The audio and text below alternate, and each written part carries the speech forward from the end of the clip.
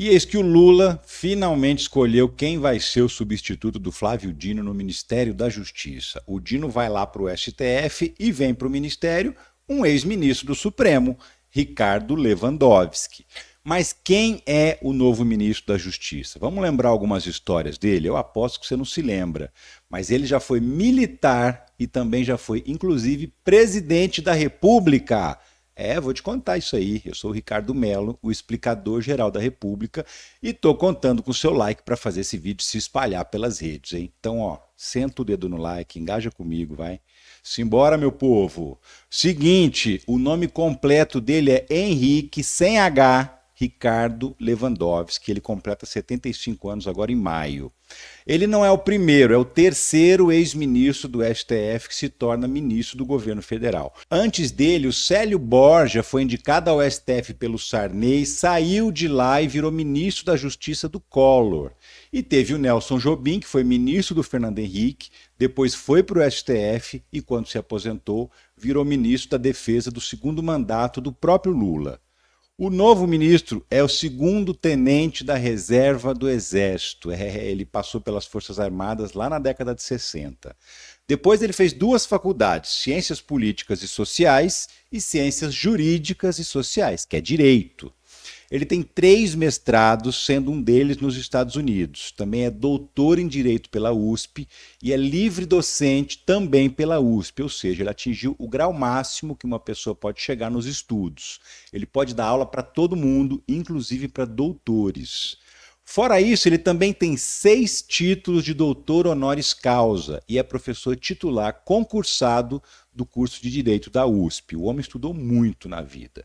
Lá nos primórdios da carreira dele, ele era advogado. Também foi secretário da prefeitura em São Bernardo do Campo. Foi um dos consultores que ajudaram a escrever a Constituição Estadual de São Paulo.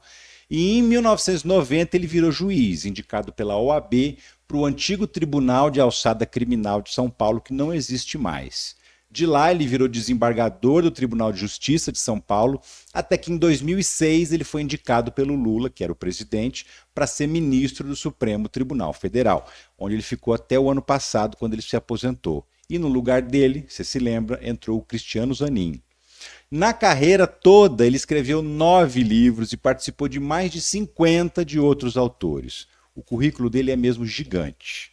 O Lewandowski ficou 17 anos no STF e tem uma curiosidade. Em 2014, a Dilma estava na presidência e precisou fazer uma viagem para o exterior.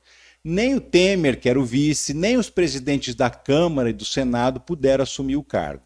Sobrou então para o Lewandowski, que estava presidindo o STF e era o próximo da linha sucessória. Então ele acabou sendo presidente do Brasil por 2 dias. E o que ele fez de importante, de marcante para a história do Brasil nesses anos todos de carreira no direito? Fez muita coisa, vamos lá. Foi ele, por exemplo, quem criou as audiências de custódia no tempo em que ele era presidente do Conselho Nacional de Justiça. Graças a isso, todo mundo que é preso tem que ser apresentado diante de um juiz no máximo em 24 horas para que esse juiz avalie essa prisão e decida o que fazer com essa pessoa. Antes disso, acontecia muito de pessoas serem presas injustamente e elas ficavam na cadeia um tempão até a justiça descobrir que aquela prisão estava errada. Outro fato curioso, foi ele quem presidiu a sessão do impeachment da Dilma. O julgamento do impeachment é sempre feito pelo Congresso, mas a sessão tem que ser presidida pelo STF. Como ele era o presidente do Supremo, ele acabou comandando aquele julgamento que tirou a Dilma da presidência. Ele também ficou marcado como um ministro que nunca caiu no conto da Lava Jato, e ele tomou algumas decisões muito importantes nesse sentido. Por exemplo, foi o Lewandowski que autorizou a defesa do Lula a acessar todas aquelas conversas de Telegram entre o Moro e a turma de procuradores. Aquelas mensagens em que eles combinavam tudo, que foram obtidas lá pelo hacker de Araraquara. Lembra disso? Aquelas mensagens que, como você sabe, foram fundamentais na anulação dos processos do Lula, porque elas revelavam que era tudo um acordão para prender o Lula e tirá-lo da eleição de 2018. Vou lembrar uma outra história agora. Em 2017, a mulher do Sérgio Cabral, ex-governador do Rio, estava presa.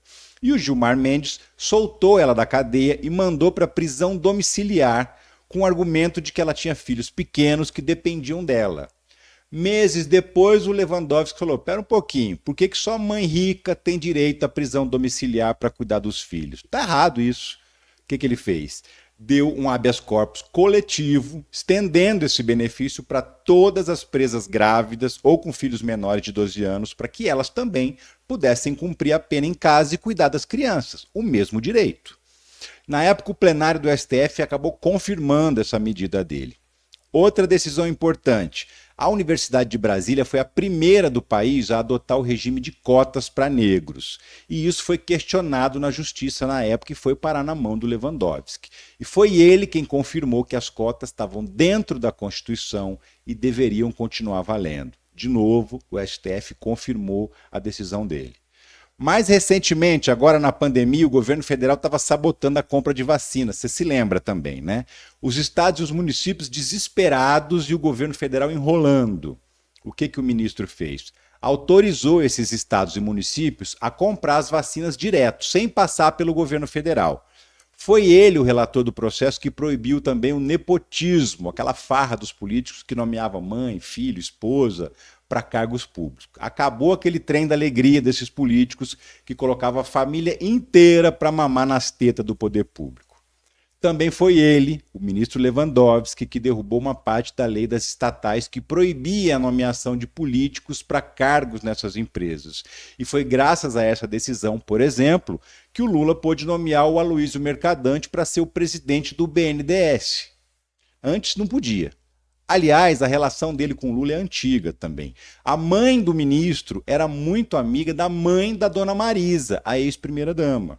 Os dois já se conheciam desde o tempo em que o ministro foi secretário lá em São Bernardo do Campo, onde o Lula começou a vida como metalúrgico e depois virou sindicalista. O Lewandowski também foi sempre considerado um juiz garantista. O que é isso? É o juiz que defende que tirar a liberdade de uma pessoa é um ato extremo para ser tomado em último caso. Tem que primeiro garantir todas as oportunidades para aquela pessoa se defender. Ele sempre foi contra, por exemplo, a prisão depois do julgamento em segunda instância. Assim que ele saiu do STF, voltou a atuar como advogado. E de cara pegou um cliente muito famoso, a JBS, que até hoje está enrolada com os processos da Lava Jato. E 9 meses depois de se aposentar e virar advogado, ele vai ter que abandonar a advocacia de novo para ser ministro. Esse é um resumo sobre quem é o Ricardo Lewandowski, o novo ministro da Justiça do Brasil. Você se lembrava de tudo isso? O que você está achando, aliás, dessa decisão do Lula, hein? Me conta aqui no comentário. E compartilha esse vídeo para fazer ele chegar a mais pessoas. A gente precisa conhecer melhor quem são os responsáveis por tomar conta do Brasil. Você não acha?